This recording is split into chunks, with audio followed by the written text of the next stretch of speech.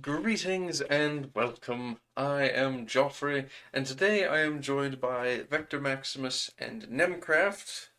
Dark could not make it today. He is off elsewhere. Hello, hello, hello, all. Yes, yes, late, late. I'm terribly sorry. Yes, yes. Uh, I have decided I wish my realm to die, Muhammad bin Tugluk. Well said, Vector. Yes.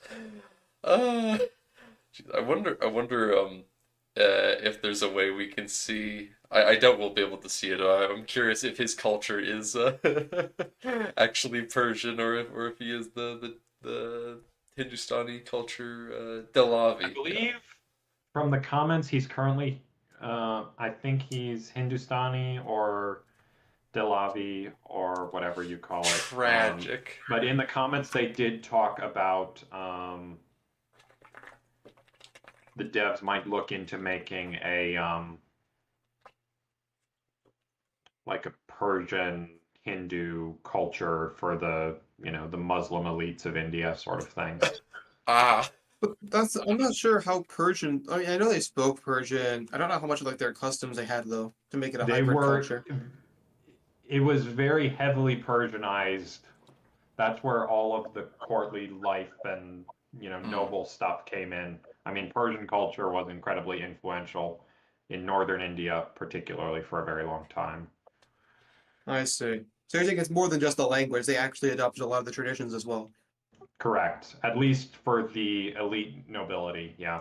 But Very that interesting. tends to filter down to the lower classes a little bit, but it was predominantly a noble and courtly influence, yeah. And Hendrix is giving Vector the stamp of approval, so I mean, surely that obviously just instantly means it's correct. Yes. Really hope they make a generic version of the Delhi Sultanate situation and disaster that can happen to other empires that overexpand because it looks fun. You say, George? Well, Well, I think primarily because this is one of the issues that a lot of Paradox games have, in particular EU4, which is once something snowballs past a certain critical mass, it is nearly impossible for them to break it down and fall apart. hmm. Even even say like in EU4, when the Ottomans get all of their really terrible disasters, even that's not enough to actually start seeing rebels successfully cleave off parts of the empire. Instead, it just results in other foreign powers dogpiling them, and sometimes not even that is enough.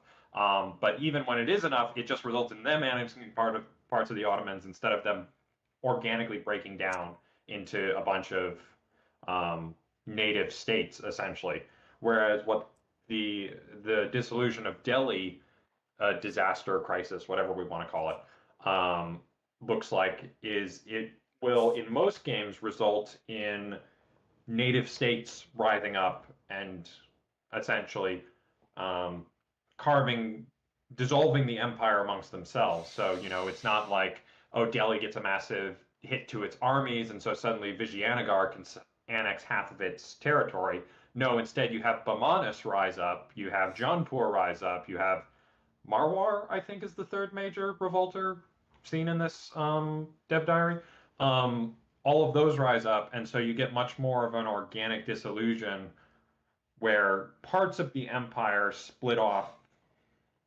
Um, and similarly, then in such a case of say you have the British Empire, end of World War One, but it goes through a dissolution instead of peaceful decolonization, whatever. So instead of China blobbing into India because the British are weak, you instead have India break away as an independent state. You have different African states break away instead of, the empire being chipped away by external factors. That's sort of the thing that I think they're trying to get at with their comment Hmm. about a generic version of the disaster. And I also think that I feel like it would have to be fine tuned so that it is still possible for somebody who manages their state well to expand and keep it in order because that is part of the major fun of EU4 and Paradox games. That's just the reality of it, at least in my opinion. But there should also be this kind of organic pressure of in this time period, you can only grow so far. The Mongols can only grow so far. The Ottomans can only grow so far. the Delhi Sultanate can only go so far before they become overextended, and they do undergo these, and there are these historic cycles of states rising and states falling and dissolving, and that's what I really want there to be, that kind of push and pull.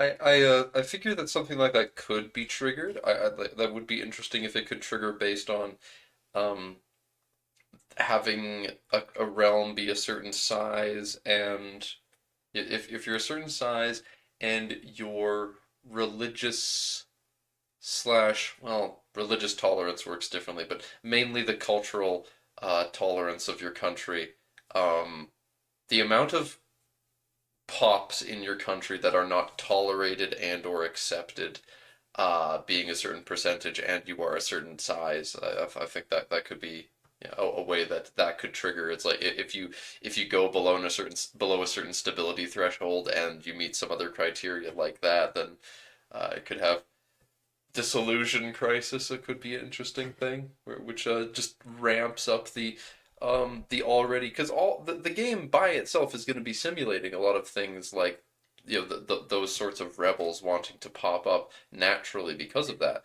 because it will also just lower your stability naturally when you have a country like that. But I think that having a dynamic disaster happen under those criteria could be interesting. Yes. Tolerance, culture, religious. Because yeah, the religious tolerance is a weird one. It doesn't work the same. There's no like religious capacity like there is for cultures, which is a very interesting system.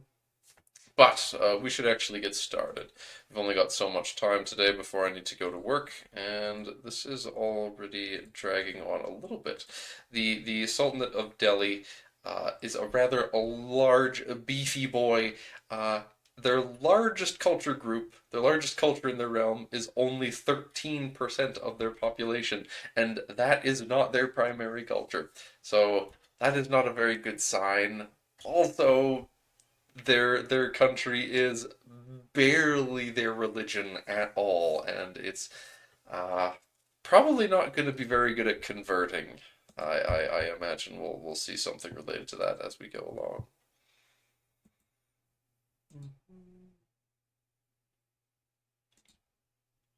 Yes, you of course have the map. They have lots of vassals still, but a lot of this they're forced to directly rule themselves, which is not especially helpful. Uh, Yeah, okay. They have, yeah, three different vassals that very neatly split up Bengal, actually. Melwar, I think Melwar, yeah, was the name you were saying earlier. The map makes you happy, Hendrix? Well, that's good, good, good, good. Yes, wonderful.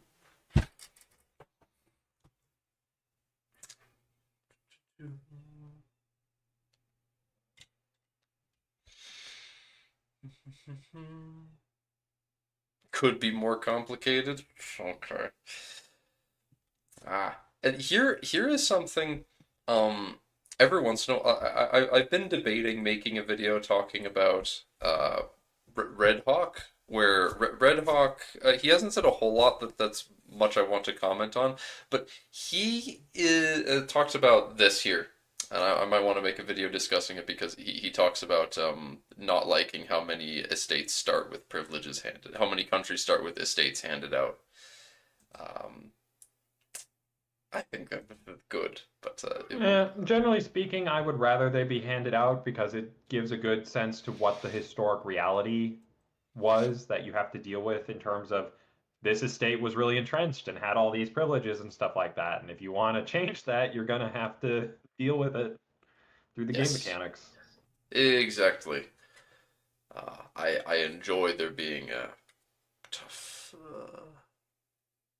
Did you see Generalist's video about the India religions? He put some important context to the research speed bonuses they get. Important context. Context meaning historical, practical. I'm not sure what context you mean specifically, because no, I haven't seen it. Being someone who makes such long uh, videos as this. I only have the time to watch so many other long videos per day. Perhaps I'll listen to it later. If when I'm lucky, I get the chance to listen to stuff at work. Let's see. Gameplay wise, okay.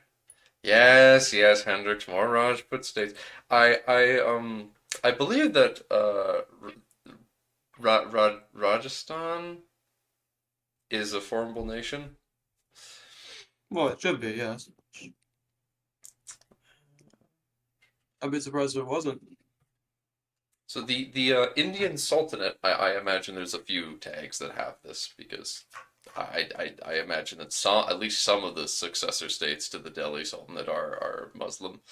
Uh, Lets you build it does very few modifiers. It's a very small thing compared to some of the unique government reforms we've seen, but can build Mamluk barracks. Does not appear to be an insignificant thing by any means because uh, oh, you can build it in towns and cities. Oh goodness, this is going to be fantastic because this is a first age building. Uh, yes, back in the first age with the high elves.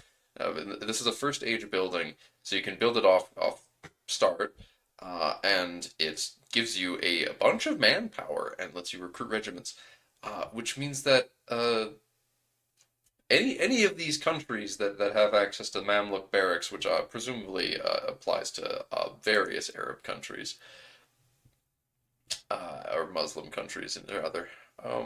Mamluk professional armies go burr. Yeah, yeah. Um, I think it was called Rajputna. Hendrix couldn't remember the name exactly, but I think that's what the name actually was. Um, I'd have to double check. It's um, but yes, the very good building. 25 monthly manpower is a very large amount of monthly manpower compared to anything that Europeans are going to be producing early game.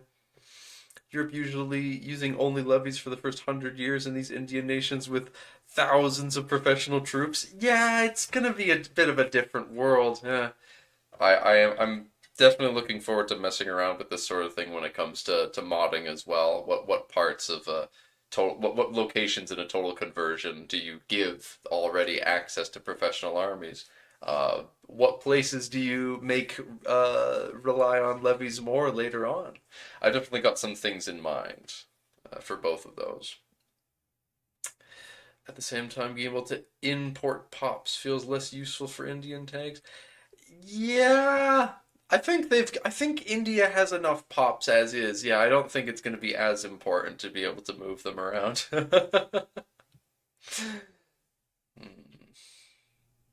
Barracks that houses elite slave units. These facilities are equipped with the necessary amenities that will assist foreign slaves in learning our ways, studying religious texts and training to become disciplined warriors. 500 gold costs. The armory is 50 for 5 manpower. Oh. Oh. I didn't remember how much the armory cost, but the armory is that's Age of Renaissance, I think. No, isn't this that? I think at the beginning of the game, in the Age of Traditions, you can build the Sergeantry as a European country, which is a tiny amount of manpower, but you can only make that in your capital. And then the armory is Age of Renaissance.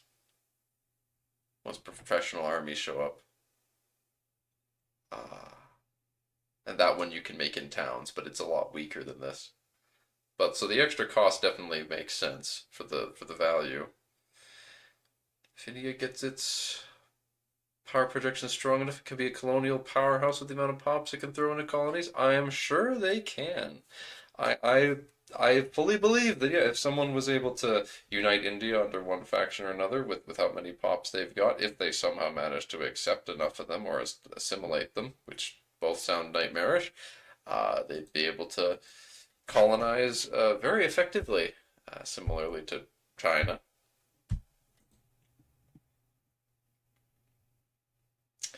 And they have another unique government reform. Talukdar tax collection, which is a cabinet action.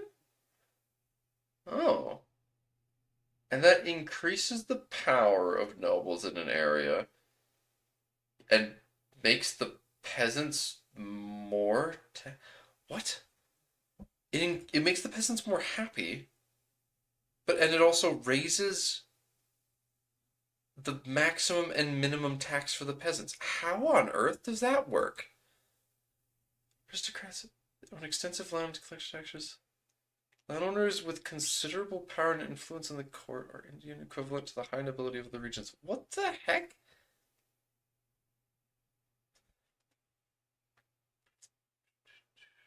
From his comments, the language power of your liturgical language affects research point generation, and the base is 1, and language power can add up to another 1. So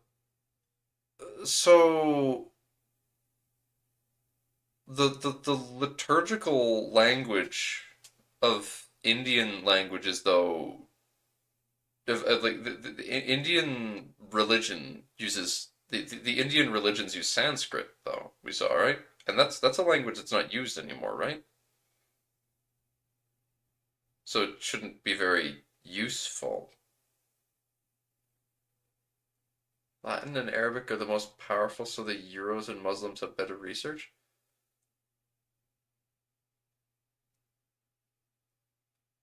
The power of your liturgical... That's odd. I guess there's a lot of people with the Latin and Arabic court languages, and they're the liturgical language. Huh. Does that mean that it's just more useful then to also... So like if you are an Italian country, but you also don't speak Latin, I don't see how this makes sense. Sanskrit is still spoken. Oh, okay. Just not that much. Represents the language researchers in your realm are using things of logic. Well, so the idea being that your country's whatever religion you have, that liturgical language's power gives you better research speed because it means that there's more texts written in that language. I guess is the point. Latin is still it's true. Latin is still used in scientific fields to this day for that very reason. Yeah. Hmm. Hmm. There aren't. Yeah. If now this is making me. Um. No, there's no way that Protestants use Latin as their liturgical language too. That's kind of cringe. But uh I guess it makes me wonder because there's a lot of cultures that have Arabic. There's a lot of cultures that have Arabic as their primary language that's spoken, I assume. But no culture has Latin as their spoken language, and there's no way to make that the case, I imagine. So it's an interesting thought. Huh.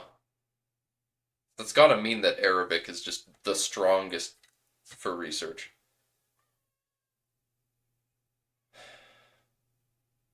Hmm.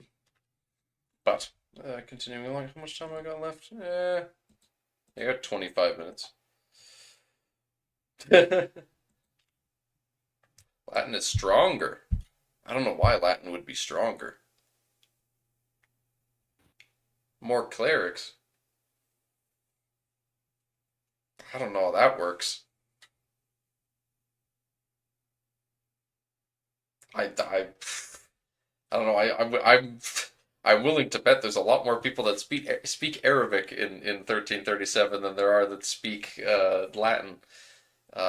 Clerics at that as well, but I don't know. I suppose.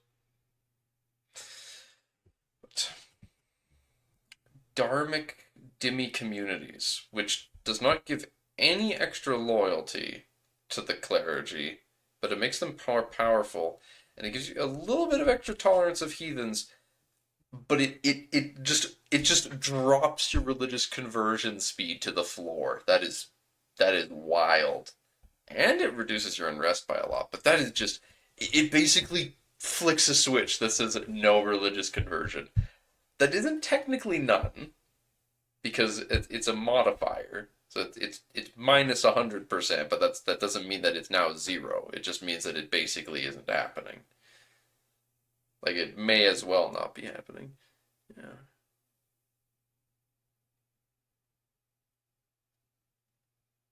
Huh.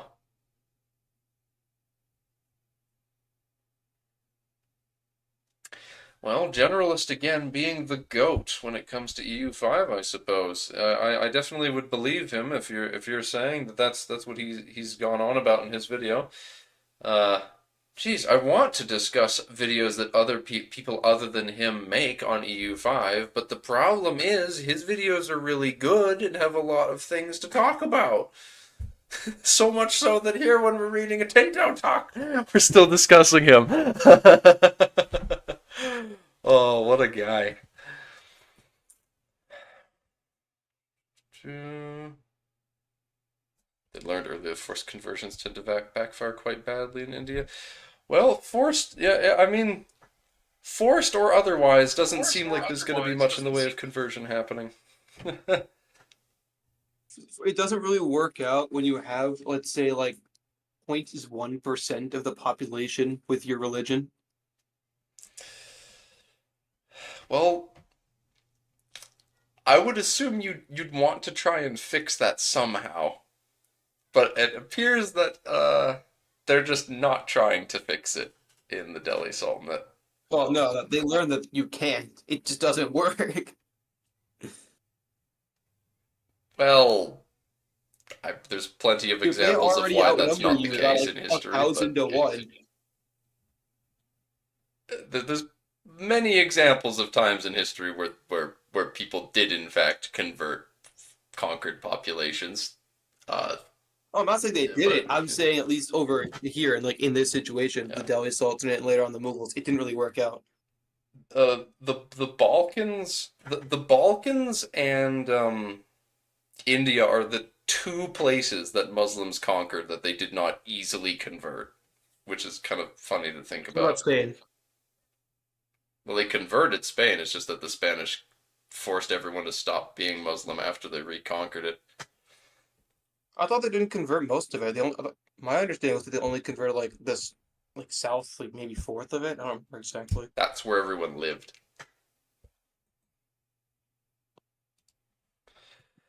Hello, Snowy. Hello, hello. It's so late. Well,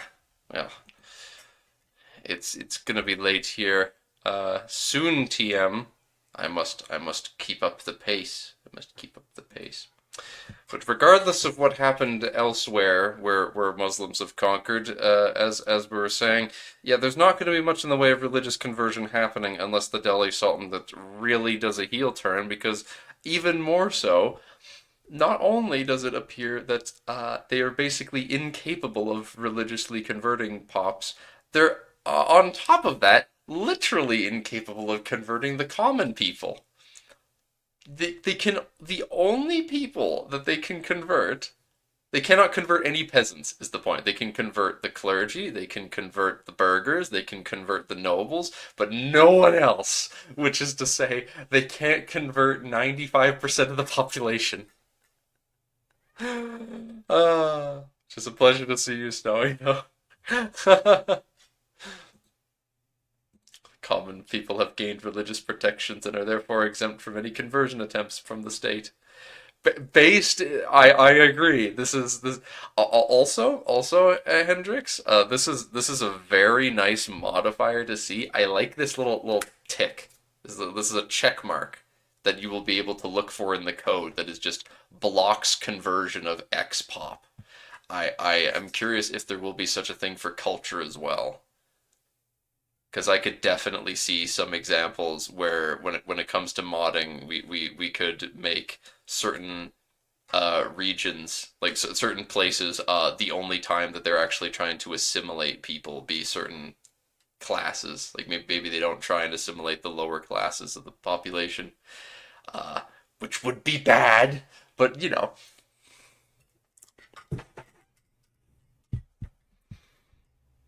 the modern senses are tingling. Well, what do you think I'm here for? This is all in service of discussing the game because eventually I'm going to be modding it. Probably not until after release, but eventually it will be time to mod it. Just like Jocko is probably doing right now in CK3 based on him launching it.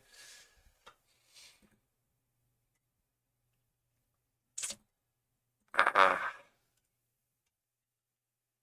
Yes, 2% of Delhi's bots are Sunni. So despite Delhi having that bonus to reducing unrest generation. Oh, he's launching it again. That's how you know he's modding it. Despite all their bonuses to having less unrest, well, what do you all think of this screen? I think this is it's a very interesting situation that they start in. They don't usually show the Rebels tab, but it's also quite relevant to Delhi Start. Interesting, interesting. Why is it relevant? What's so, yeah, huh, strange. Looks fun, yeah. I fun and accurate. They haven't really shown these before, but yeah, I'm curious about the difference between estate rebels. Like, I mean, obviously the nationalists want an independent state, but do the estate rebels want to like change your laws or something? What do they do if you get cooed by a burger insurgency?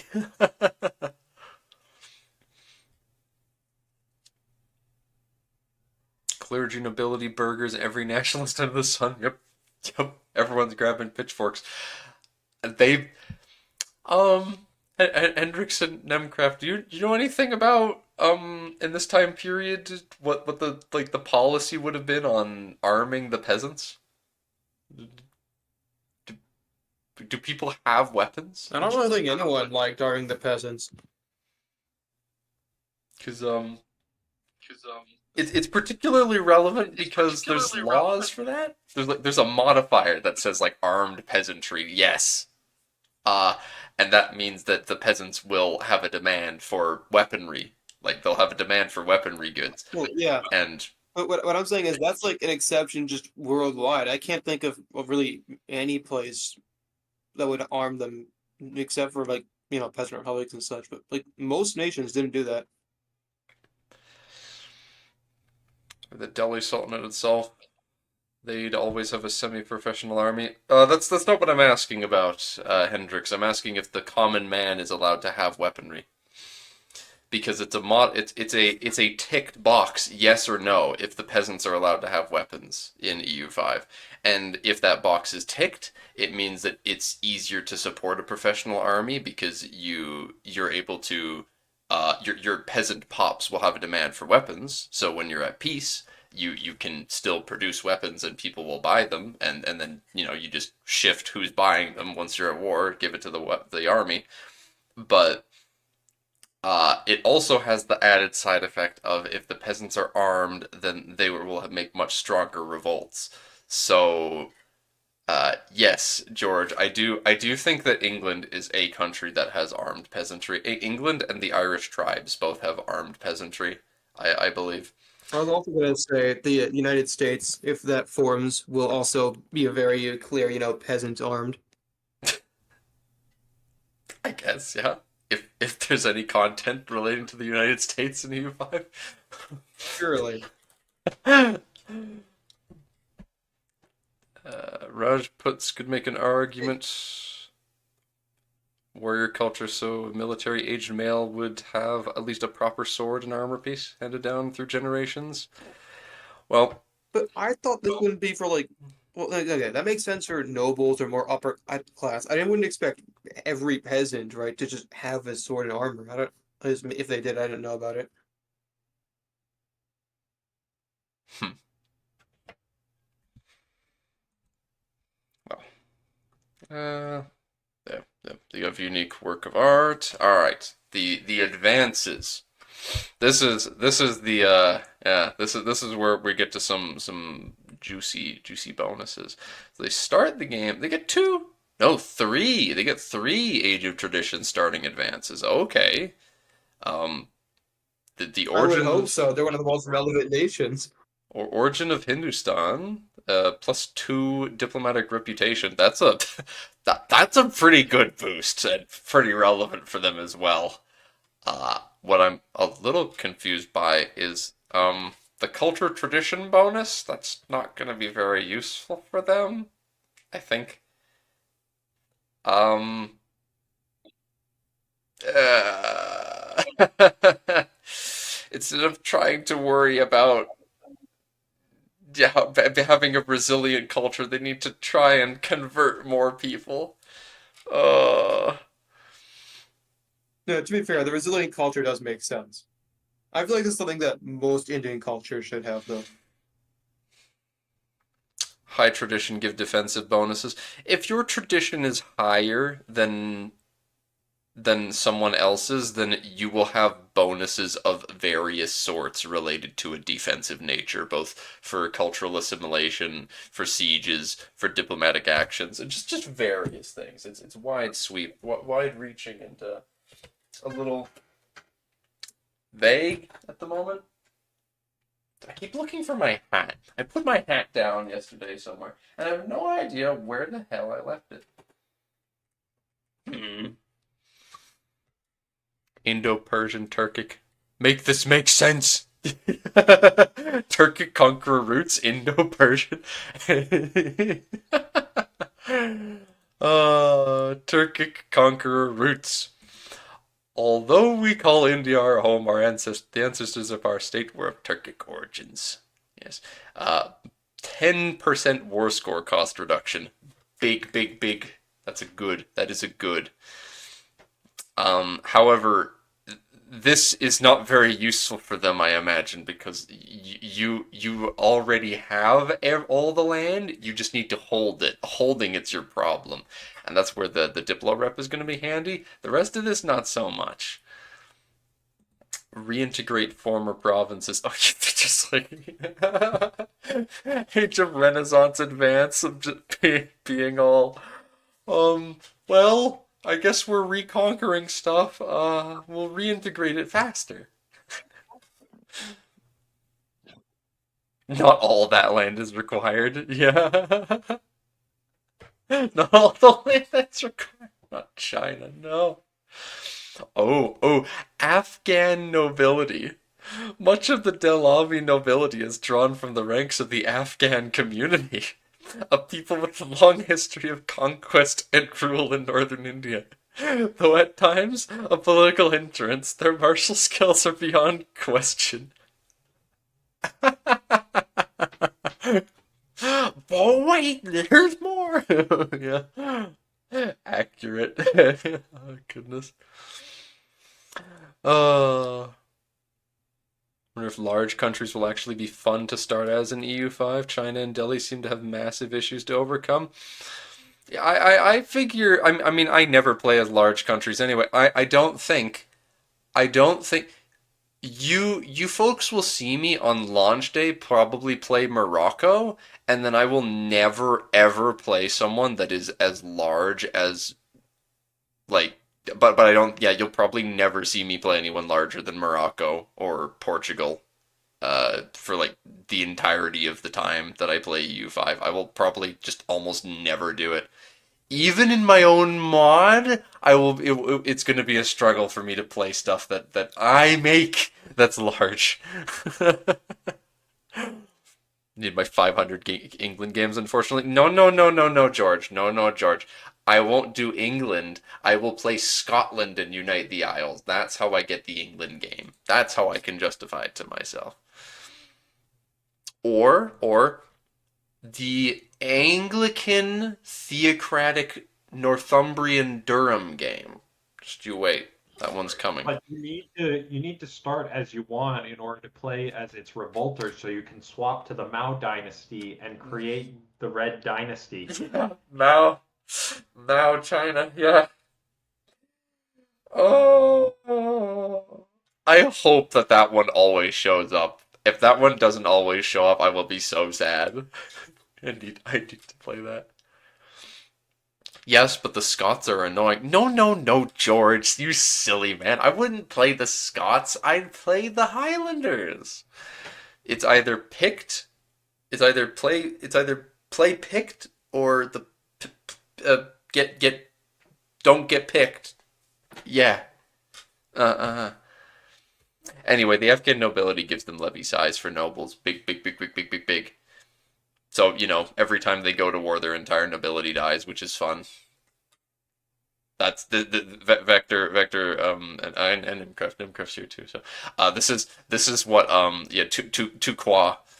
Tukwa needs to start with a tech that gives him like 70% extra noble levy size. But how are we going to get to the peasant republic if the nobility have a shit ton of extra levies? No, Vector. The nobles have a ton of levies because they recruit basically their entire noble population for war, and that's why there is no nobility at the game start. Yeah, I see. There's gonna be basically no noble pops in their country at game start. Their army's gonna be pathetic because of that.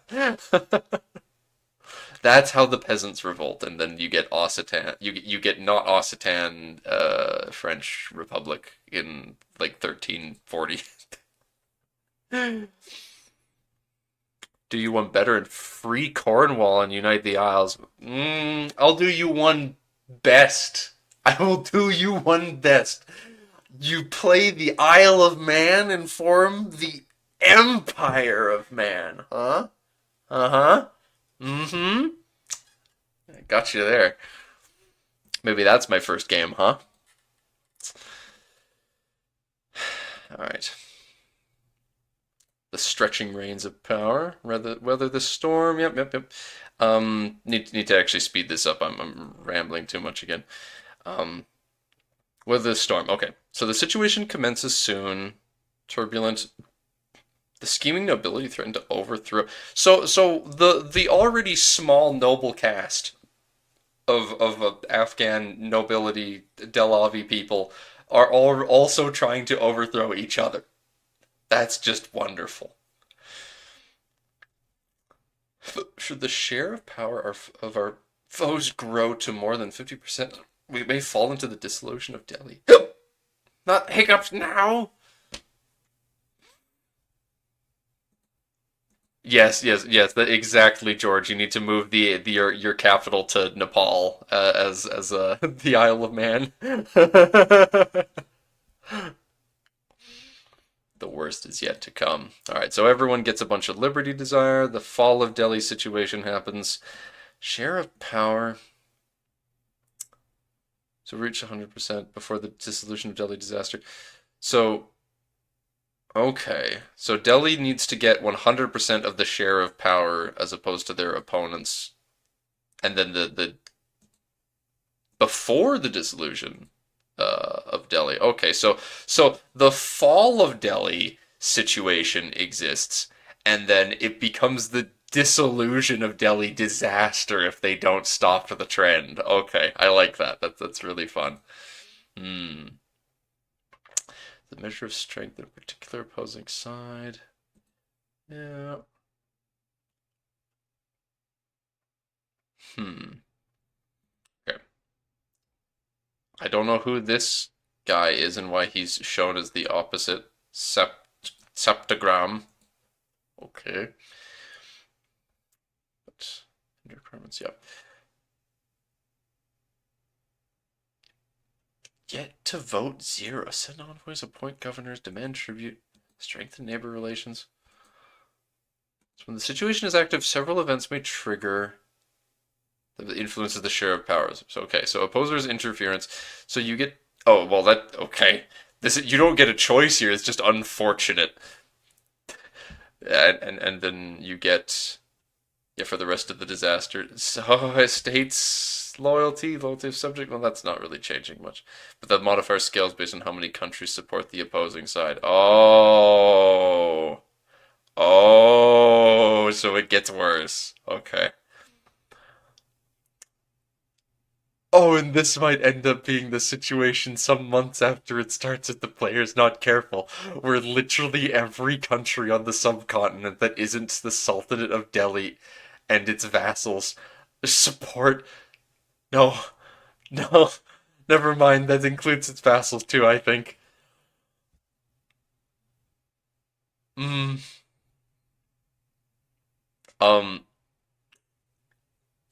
Hendrix, are you saying that 37, 34, and 54 are good stats? Because if you're saying those are biased in a positive light, I have news for you. I have news for you because um uh th- th- th- 30 is bad. 30 is bad. 50 is just normal. 50 is average. Ah, you mean you think that he should have higher stats? Well, it's a shame then that yeah, he had that there's an event that pops up after yeah, there's an event that can pop up that is the Mad Sultan of Delhi. That's great. As long as Sultan Muhammad Tughlaq is the leader of Delhi, events surrounding him will fire. That's great. Just events where him being insane. Nice. Rise of the Habshi.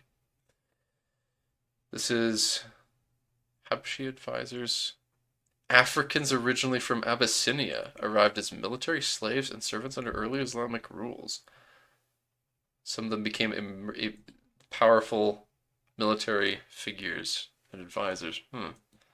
Dhimmi allowed to lead. I assume that Dhimmi allowed to lead means like you can have clerical characters leading armies, which is neat.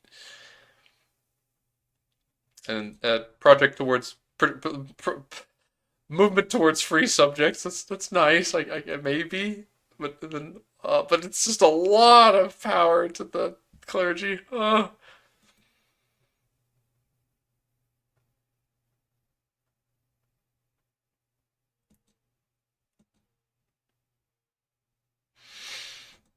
And the end requirements of the situation are either Delhi has 100% of the share of the power, so they have locked shit down, or their opponents have 100% of the power, or you decide to cede territories in the event our authority crumbles. Oh, that's great.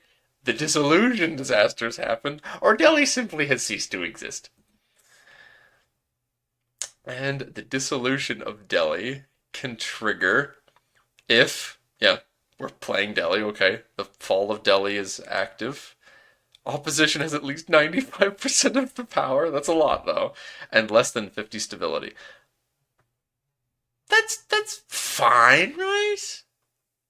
That's fine. Surely you can keep above 50 stability, right? I'm sure. And yes, Dhimmi is non-Muslim, non-Muslim clerics, yes. The dissolution of Delhi. Okay, so well, if you get it to fire, then your already low stability takes a even greater tumble, and then the entirety of your estates become disloyal, and you drop down from empire to duchy rank.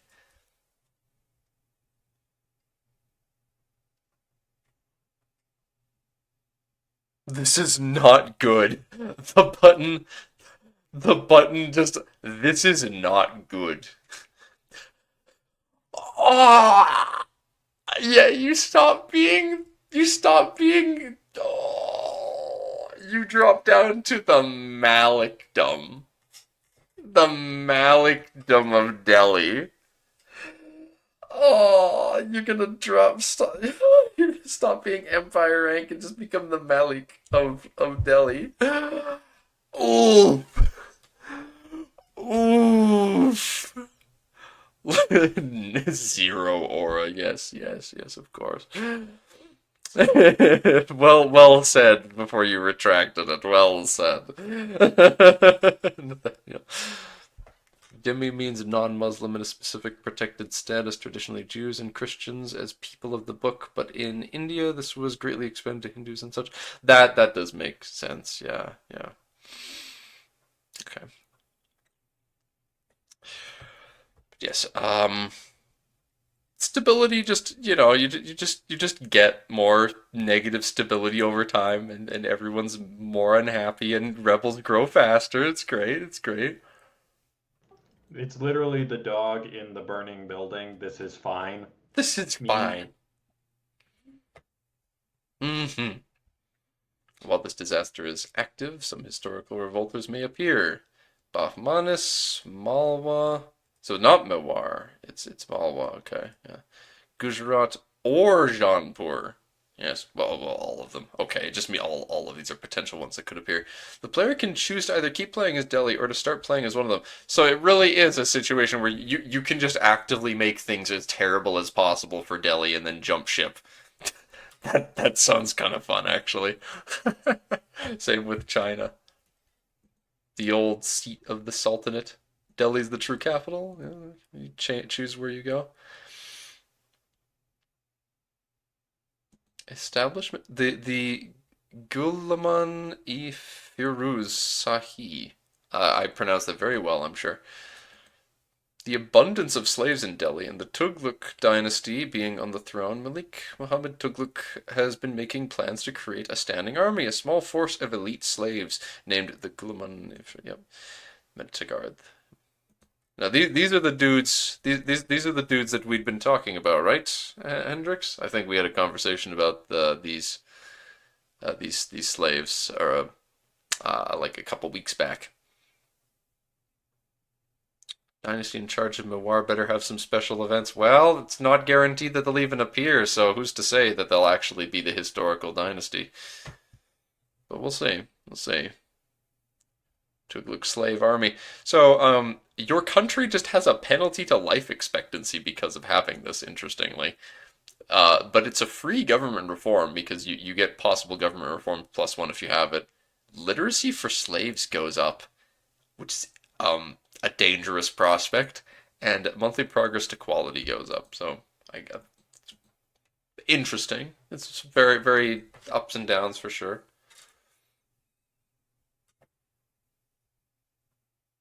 And you get to build a special palace. I like that. That's neat. For yes, 200, 222. Presumably, um, the cost, or earlier we were talking about the cost for the Mamluk barracks. That cost, I mean, all of us watch Generalist. The cost for things like that changes depending on the resources available, so it's probably possible for you to reduce the cost quite severely. There's an event to actually make the damn palace. Well, what is the story with this palace? I've got to be heading out right away. I don't have much time, but as we're wrapping up, is this the end? Sorry? Were you going to say something, Victor? No, I didn't say anything. Oh. Pull you up in the VC? Nah, Hendrix, it's about an hour too late to do that. I've got to go. Sorry to say, but that's the way the cookie crumbled, isn't it? Just need to make sure that I don't leave without my... Yep, that's where I put it. My work uniform. Yeah, what you wanted to know? I wanted to know the story about... Yes. You have to... Well... Nah, I don't have time to stick around for that either. Alright, I'm gonna have to end the stream here. We can chat about this palace later, Hendrix. Sorry to say. Because I would like to get to work.